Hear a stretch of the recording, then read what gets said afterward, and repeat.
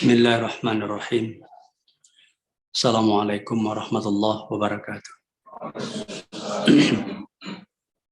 Innal hamdalillah nahmaduhu wa nasta'inuhu wa nastaghfiruh wa natubu ilaih wa na'udzu billahi min shururi anfusina wa min sayyiati a'malina may yahdihillahu fala mudilla lahu wa may yudlilhu fala hadiyalah.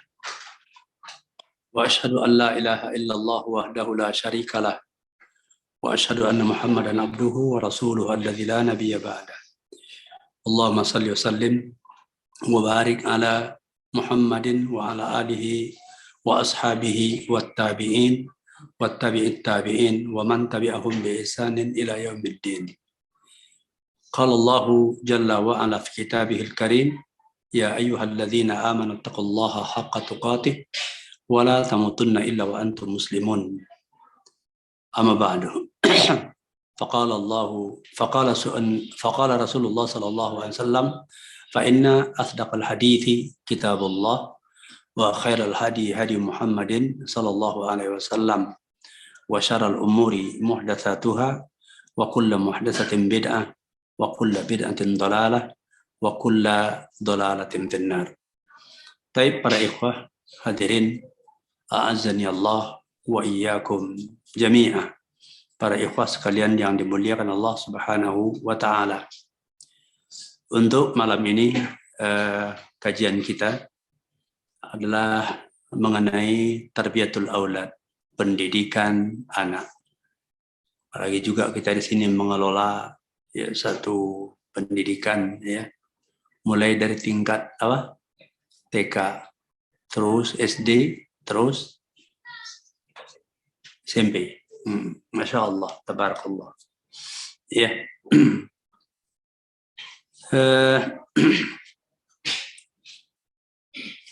Kelak di hari kiamat, ya di hari kiamat ada di antara hamba-hamba Allah yang sampai terkagum-kagum dan terheran-heran dengan kedudukan yang mereka raih di surganya Allah Subhanahu wa taala, yaitu ketika mereka meraih atau mendapatkan derajat yang tinggi ya, yang mereka rasakan atau yang mereka yakini bahwa amalan-amalan mereka di dunia dahulu tidak sepadan dengan jaza yang didapat ini. Mereka merasa bahwasanya amal-amalnya tidak mungkin menyampaikan mereka kepada derajat yang tinggi tersebut. Begitu. Ya. Namun hal itu pada akhirnya dapat diketahui bahwa derajat yang tinggi yang mereka peroleh itu tidak lain dikarenakan doa ampunan yang dipanjatkan oleh sang anak untuk dirinya. Dan karena amalan-amalan seorang anak yang jazanya mengalir kepada kedua orang tuanya. Nah, hal ini ya didasarkan kepada hadis Rasulullah sallallahu alaihi wasallam. Ya, Nabi mengatakan, innallaha azza wa jalla la yarfa'ud darajata lil abdis salih fil jannati fayaqulu ya rabbi anna li hadhihi fayaqulu bi istighfari waladika laka. Sesungguhnya Allah Subhanahu wa taala sesungguhnya Allah Subhanahu wa taala akan mengangkat derajat seorang hamba yang saleh, dasarnya dia saleh ya, di surga nantinya. Kemudian orang itu berkata, wahai Rabbku, bagaimana hal ini bisa terjadi padaku? Maka Allah menjawab, hal itu dikarenakan doa yang dipanjatkan anakmu, ya, agar kesalahan-kesalahanmu diampuni oleh Allah Subhanahu wa taala. Hadis ini diriwayatkan oleh Imam Ahmad dan dikatakan derajat hadisnya hasan. Nah, ini modalnya apa? Orang tua yang beriman. Kemudian keimanannya diikuti oleh anaknya. Ya, orang tua yang beriman, kemudian keimanannya diikuti oleh anaknya. Maka di akhirat nanti, ya, Allah mengangkat derajat yang rendah di antara mereka mengikuti derajat yang tertinggi. Ya, mengikuti derajat yang tertinggi. Jika mereka adalah orang-orang mukmin, orang-orang yang beriman. Jadi dari sini bahwasanya seorang hamba tersebut, seorang ayah atau seorang ibu, yang pertama sekali adalah perjuangan dia untuk menjadi seorang mukmin dan berusaha menjadi orang terbaik, orang yang meraih yaitu kedudukan yang tinggi. Karena sesungguhnya orang yang paling mulia di sisi Allah adalah orang yang paling bertakwa. Dan kemudian tugasnya berikutnya adalah memperhatikan tentang keturunannya. Ya. Sebagaimana para nabi selalu memikirkan yaitu generasinya ke depan. Menjaga agama anak-anaknya. Bagaimana orang tua berusaha agar anak-anaknya beriman mengikuti keimanannya. Ini tugas utama orang tua terkait dengan generasinya. Bagaimana menjadikan anaknya menjadi seorang anak yang muslim yang benar, begitu. Tugas penting menanamkan keimanan kepada anaknya. Kenapa? Karena fadilah yang dijanjikan oleh Allah Subhanahu wa taala juga bahwa anak bisa mengangkat derajat orang tuanya dan orang tuanya bisa mengangkat derajat anaknya. Kalau dilihat nanti, coba antum baca nanti ya firman Allah itu di surat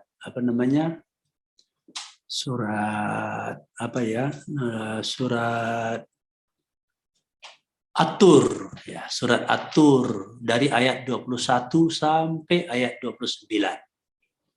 Bagaimana hubungan kaitan antara orang tua dan anak yang sama-sama beriman. Begitu. Ya. Maka oleh karenanya, karena saking urgennya, pentingnya pembinaan dan pendidikan terhadap anak-anak,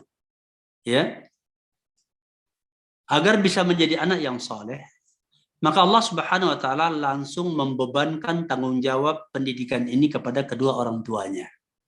Ya, pada dasarnya tanggung jawab pendidikan anak-anak atau generasinya itu adalah di pundak kedua orang tuanya. Itu pada dasarnya di pundak orang tua, di pundak kedua orang tuanya. Sebagaimana Allah Subhanahu wa taala berfirman, Allah Subhanahu wa taala berfirman, "Ya ayyuhalladzina amanu qu anfusakum wa ahlikum nara wa quduhan nas wal hijarah." Ya, wahai orang-orang yang beriman, jagalah, selamatkanlah diri-diri kalian dan keluarga kalian dari api neraka yang bahan bakarnya adalah manusia dan batu-batu. Seorang tabi'in yaitu Qatadah rahimahullah ketika menafsirkan ayat ini beliau mengatakan ta'muruhum bi ta'atillah wa tanhahum an ma'siyatillah wa an taquma 'alaihim bi amrillah wa ta'murahum bihi wa tusa'idahum 'alaih fa idza ra'aita lillahi ma'siyatan rada'tahum anha wa zajartahum anha. Hendaklah engkau memerintahkan mereka untuk berbuat atau untuk taat kepada Allah dan melarang mereka dari berbuat durhaka kepada Allah. Jadi hendaklah engkau memerintahkan anak-anakmu untuk taat kepada Allah. Memerintahkan di sini kan berarti membekali, menyiapkan. Kan tidak mungkin orang diperintah untuk taat tanpa ilmu. Bagaimana mungkin? Karena ketaatan itu adalah ala nurillah, berdasarkan cahaya ilmu dari Allah. Berarti ketika kita menyuruh anak untuk taat kepada Allah, berarti kita bekali dia dengan ilmu-ilmu berbentuk ketaatan kepada Allah. Ya, jadi orang tua itu harus punya tekad, harus punya perhatian, harus punya kesungguhan, ya, kesabaran, istiqamah di dalam menuntun anaknya agar berilmu tentang agama. Ketika mereka berilmu, maka bisa disuruh dan dilarang. Bagaimana mungkin kita bisa menyuruh orang yang tak tahu? Tentu sesuai dengan kadarnya. Sampai coba kita perhatikan bagaimana pendidikan dalam Islam. Apa kata Nabi? Muru auladakum bis-shalah pada umur berapa? Pada umur 7 tahun. Suruh. Umur 7 tahun dia disuruh sholat. Berarti kan sebelumnya juga sudah ada pelajaran sholat. Suruh dia sholat. Sampai umur 10 tahun tuh perintah, dituntun, diajak, digiring. Nggak ada tekanan, nggak ada pukulan. Nggak ada pukulan kan? Itu untuk ibadah yang sangat penting, nggak ada pukulan. 3 tahun itu berapa hari? Kira-kira 1100 lah katakan, paling tidak. Begitu ya kan, lebih kurang. Ya, 1100 hari. Kali 5. Berapa? 5.500 kali sholat dididik anak itu. Coba kalau anak betul-betul diperintahkan 5.500 kali sholat, insya Allah setelah itu dia kuat. Dia tahu pentingnya sholat. Antum udah berapa kali nyuruh anak sholat? Yang dari umur 7 tahun sampai sekarang. Udah berapa kali? Kan diperintahkan. Muru auladakum bisabilis sholat. Suruh dia sholat. Mulai dari umur 7 tahun. Umur 10 tahun, kalau nggak sholat boleh dipukul. Sampai dia balik. Balik dia mungkin 14 tahun, ya, atau 15 tahun. Katakan paling lambat 15 tahun. 5 tahun. Ya kan? Pendidikan. Baru dia balik. Baru dia berdosa kalau nggak sholat. 3 tahun, 5 tahun, 8 tahun. 8 tahun dikali 8 kali 365. Berapa ribu hari kali 5. Segitulah masa mendidik anak untuk sholat. Hitung-hitungannya. Yang penting ya antum dan istri bekerja sama untuk menuntut anak itu bisa sholat. Coba kita perhatikan pendidikan. Ya, perhatikan menuntut perhatian kita yang besar kepada anak. Mungkinkah kita menyuruh tanpa contoh? Sekarang coba lihat, anak-anak ke masjid rame. Kalau maghrib itu kan rame anak-anak. Kadang-kadang ngalahi bapak-bapak. Kemana bapaknya? Anak disuruh ngaji, bapaknya nggak pandai ngaji. Ini nggak benar. Cara pendidikan yang tidak benar. Metode pendidikan yang keliru. Harusnya kita bisa menjadi contoh. Karena anak-anak nggak ngerti peraturan. Antum juga mengelola sekolah ya, anak-anak kecil jangan main pukul. Ya, mereka nggak tahu. Hari ini kita kasih peraturan, udah dengar? Ya Ustaz, benar. Setengah jam lagi dia sudah bikin lagi pelanggaran. Dia bukan bangkang, nggak. Memang nggak ingat dia itu. Dia maunya digiring terus, ya, dituntun terus begitu. Makanya saya nggak setuju guru-guru yang asik main ikop aja. Salah sedikit push up, salah lari keliling. Di sini bagaimana? Nggak ada kan? Ya jangan begitu. Anak-anak perlu dilembuti. Begitu. Jadi guru harus penyayang, penyantun, lembut kepada anak. Begitu. Nggak suka orang dikerasi. Antum pernah jadi, kita ini kan pernah jadi murid. Coba ingat, guru yang kita sayangi sampai sekarang, guru yang keras dulunya atau guru yang baik-baik sama kita? Yang mana? Yang baik-baik, senang. Kita ingat kalau guru yang itu dulu nggak masuk pelajaran karena saking kerasnya begitu. Terus kan kita nggak boleh lupa itu. Bisa kan kita punya pengalaman. Pengalaman yang baik kita lanjutkan, yang kurang baik kita perbaiki, begitu. Ya, jadi hendaknya engkau memerintahkan mereka untuk berbuat ketaatan kepada Allah dan melarang mereka daripada berbuat yaitu kemaksiatan. Ya, melarang mereka daripada melakukan kemaksiatan, begitu. Dan ini kan butuh berarti mengajarkan kepada mereka ini nggak boleh, ini berbahaya, ini merusak kehidupan kita nantinya, dijelaskan. Yang baik-baik juga dijelaskan. Terus kita berikannya nampak sama dia. Kita ngajak dia peduli kepada agama, dia lihat dari bapak dan ibunya memang cinta kepada agama. Nampak hidup syiar Islam di rumah itu. Begitu. Jangan kita jauh dari kehidupan Islam, kita kepingin anak kita jadi ulama. Begitu. Kita nggak begitu peduli kepada agama. Mungkin ada sih satu-satu yang bisa kejadian itu, biiznillah, rahmat Allah untuknya. Tapi secara umum tugas kita orang tua bukan demikian. Begitu kan. Karena memang beban itu ada pada kita. Ya, beban itu ada pada kita.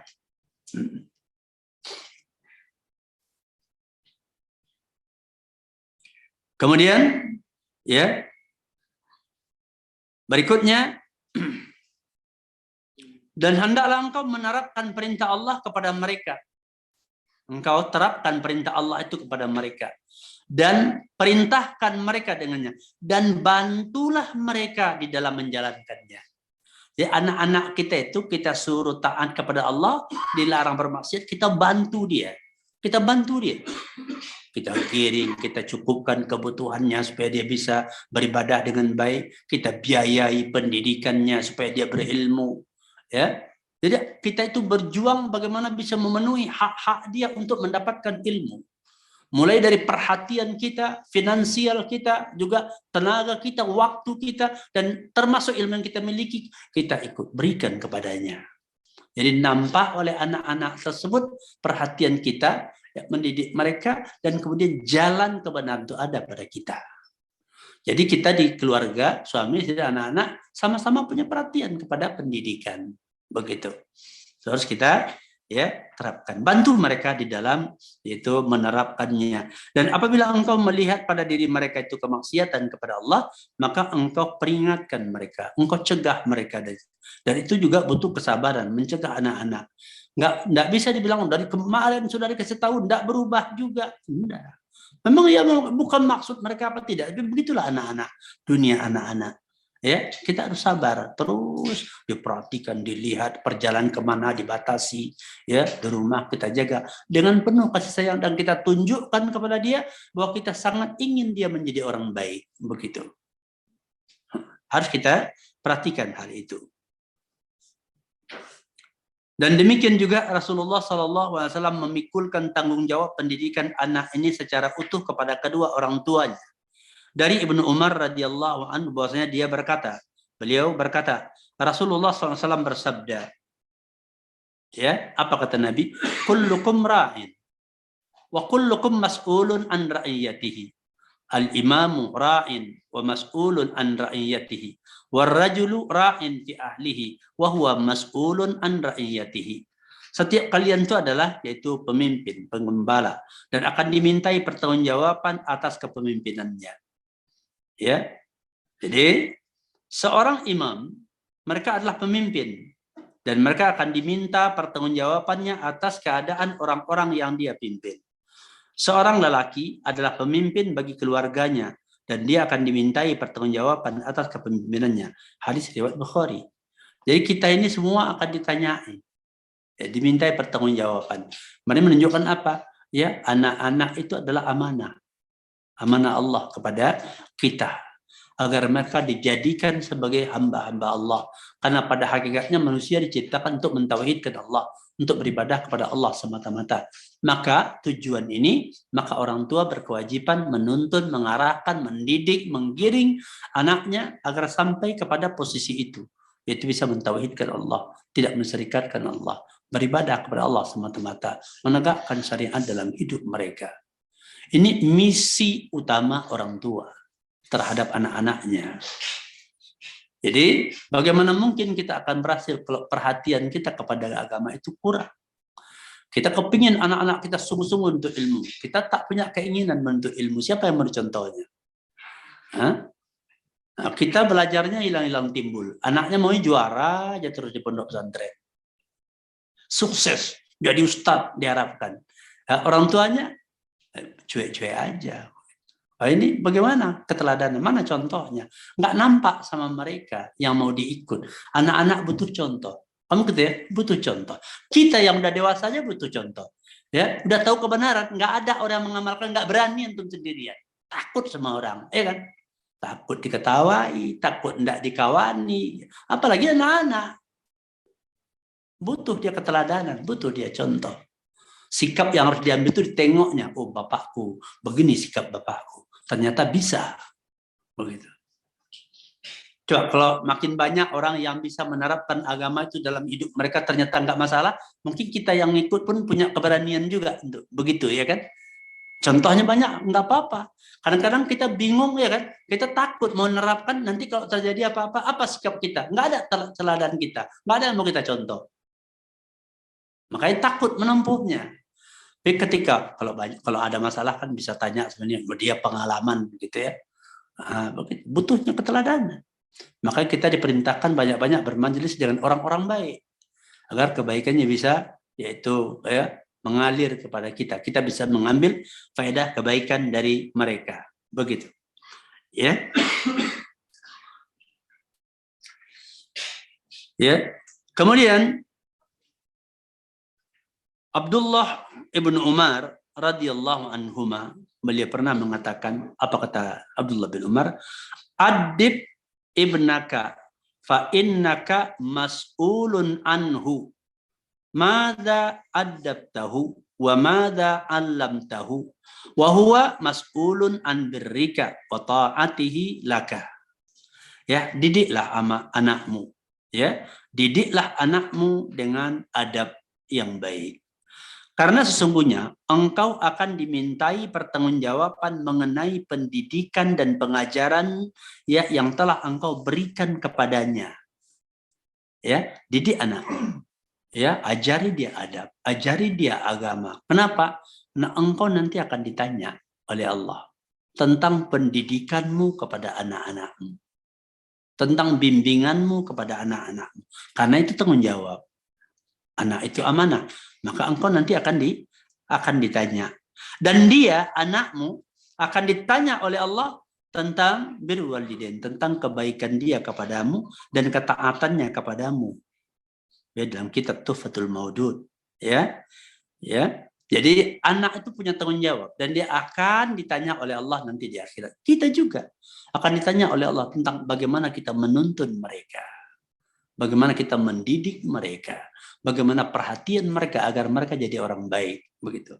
Termasuk membentuk pola pikir anak-anak itu agar peduli kepada agama, itu mesti muncul dari lisan kita, ucapan kita, arah pemikiran kita yang kita selalu gambarkan kepadanya. Buat anak kita itu percaya kepada bapaknya, kepada orang tuanya tentang arah pendidikan anak. Sehingga ketika kita tanya, pengen mau nyambung sekolah kemana nak? Terserah Abi kan. Kalau sudah begitu antum sudah nyaman. Tapi kalau tapi nak masuk pesantren, nggak mau jadi tentara. Nah, kata dia, yang masalahnya makanya pada masalah dia nggak percaya dengan kebijakan bapaknya. Begitu masalah. Dan itu penting. Ya, jadi makanya dia akan ditanya tentang kebaikannya kepadamu nanti di akhirat. Tapi bagaimana bisa dia berbuat baik kepada kita kalau kita nggak ajarkan kebaikan itu kepada mereka? Jadi kita mesti mengarahkan ya sesuai dengan kemampuan kita dan kita pun terus meningkatkan kemampuan. Ittaqullah mastata'tum. Ya. Jadi kita harus punya perhatian yang besar. Begitu juga ya kepada ya istri kita, ya kita tanamkan kepada istri kita tentang keikutsertaan dia dalam mendidik anak. Bahkan pendidikan terbanyak di masa kecil itu adalah pada ibunya, karena ibunya yang di rumah. Nah, jadi kadang-kadang herannya begini, ibu-ibu nih, dia bisa ngajar di SMP, bisa ngajar di SD, bisa ngajar SMA, ngajar anak yang kecil-kecil nggak bisa. Anak-anak umur 3 tahun, 4 tahun sudah keluar dari rumah, jauh dari orang tua belajar. Ibunya guru. Apa sebetulnya target ibunya jadi guru? Kok anak orang diajari, anak sendiri nggak diajari? Serahkan orang lain. Tapi kalau yang memang nggak bisa, ya sudah mungkin memang mereka membiayai, kemudian dididik oleh yang lain. Pada tahap tertentu, paling tidak ayah dan ibu ini punya andil loh di dalam mendidik anak secara langsung. Jangan mengandalkan uang saja. Enggak bisa. Tapi perhatian kita, pengajaran kita kepada anak secara langsung. Jadi ibu-ibu yang bisa baca Al-Quran, coba ikut andil ngajar anaknya Al-Quran. Yang tahu ngajar Iqra, ikut andil, ajar anaknya Iqra. Yang pandai menulis, ajar anaknya menulis. Begitu. Ibunya ya punya andil, bapaknya punya andil dalam mendidik anak-anak sesuai dengan waktunya, ya kemampuannya. Jangan nggak ikut andil, cuma nyuruh-nyuruh saja, tapi nggak nampak, ya tidak nampak bukti kesungguhannya. Kan banyak begitu ya. Kalau saya kritik guru-guru yang kemudian anaknya malah nggak belajar, anaknya belajar di luar saja, ya dia ngajar juga. Apa cuma cari gaji, gitu? Ya ini agar menanamkan di rumah itu semangat mendidik, ya keluarga itu menjadi keluarga yang pendidikan itu hidup di rumahnya, begitu loh. Dan ini akan membuat mencetak pola pikir si anak tersebut memang cinta ilmu. Karena nampak dari didikan orang tuanya, arah dari orang tuanya, dan itu perlu. Ya, jadi ada kerjasama yang baik ya di rumah. Bagaimana kepedulian kita terhadap ilmu, begitu. Dan begitu juga ketika dia sudah belajar keluar dari rumah, ya kita harus siap menopang mereka, begitu. Siap menopang mereka, ya. Dan kita sungguh-sungguh dalam hal ini. Perhatikan anak-anak kita yang belajar. Usahakan kita mampu untuk bisa mempertanggungjawabkan pendidikan anak-anak kita. Begitu. Jangan kita bisa tukar HP tiap sebentar begitu, tujuan uang sekolah anak-anak nunggak aja. Ini menunjukkan kurangnya perhatian kita kepada pendidikan. Bisa makan sini, makan sana, kuliner sini, di mana pojok makan anak dia tahu, tapi uang anak sekolah atau kebutuhan anak sekolah kurang perhatian. Ini menunjukkan lemahnya perhatian kita terhadap pendidikan anak. Begitu. Ya. Jadi hal ini harus benar-benar kita perhatikan. Begitu. Ya.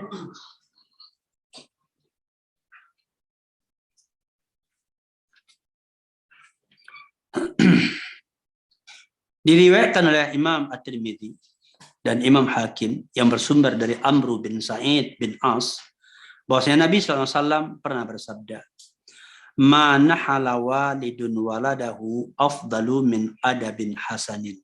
Tidak ada pemberian seorang ayah kepada anak yang lebih afdol dibandingkan pendidikan terhadap anaknya dengan adab yang baik. Begitu. Ya. Jadi apa pemberian terbaik terhadap anak? Ya, pemberian terindah. Ya, hadiah termulia kepada anak adalah apa? Pendidikan. Bukan sepatu cantik, HP cantik, begitu enggak. Bukan begitu enggak. Pendidikan yang baik, begitu. Ya. Karena kenapa? Di antara fadilahnya, si anak itu bisa mengangkat derajat orang tuanya. Kita mungkin taubat di masa sudah tua, begitu ya. Sedikit mungkin yang kita dapat ilmu.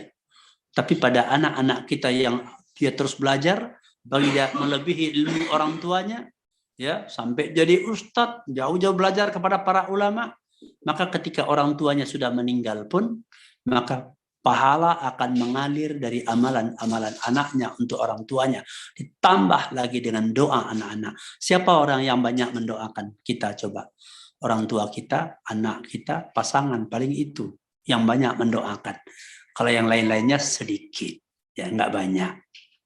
Ya, tapi kalau anak-anak kita sudah tak ada, kita masih didoakan.